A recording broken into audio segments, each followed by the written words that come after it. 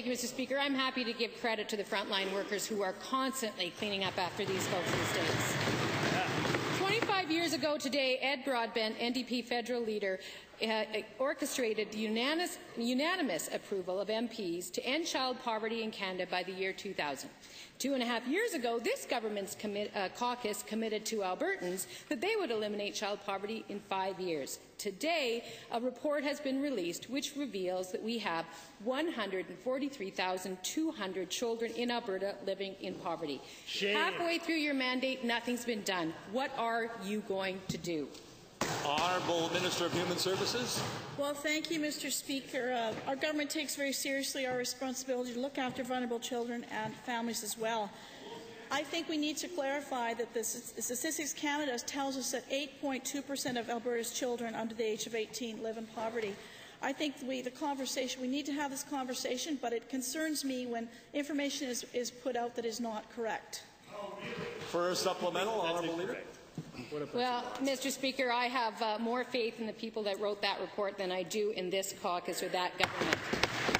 The solution to 143,200 Alberta kids living in poverty reads like a top 10 list of this government's failures. Rejecting the idea of a child tax benefit, spending less on childcare than any other province in the country, and keeping the second lowest minimum wage in the country, unless, of course, you're a waitress and very likely a woman, in which case it's dead last. So, to the Premier, how can you continue to maintain these regressive policies of your grandpa's PC party while 143,200 children are living in poverty in this province? Thank you. Honourable Minister. Thank you, Mr. Speaker. I think I need to give our top 10 of all the great things we're doing here in human services, including the Family Employment Tax Credit, the $170 million in child care subsidies, the 4,700 child care spaces that we opened up this last year, bringing it to over 100,000. We have free parenting and play programs to families through Parent Link Centre in more than 180 Alberta communities. We've also accredited more child care workers and support child care workers in the child care system this year and invested $1.8 million as well. Final supplemental, Honourable Leader. 143,200 Alberta children living in poverty.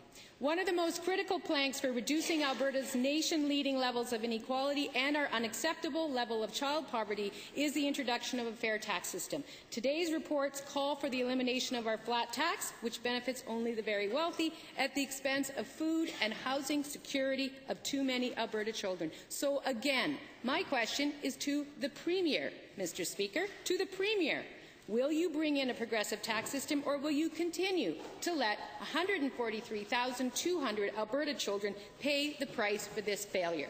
Honourable President of Treasury Board. Well, thank you, Mr. Speaker. Mr. Speaker, I think it's important to understand that in Alberta we have a widespread income advantage, and incomes are higher than the national average across occupation, industries and educational levels. But more importantly, Mr. Speaker, in Alberta, not just high-income earners are seeing an increase in the real incomes. The share of Alberta's population made up of low-income earners is below the national average and has continued to decrease, Mr. Speaker.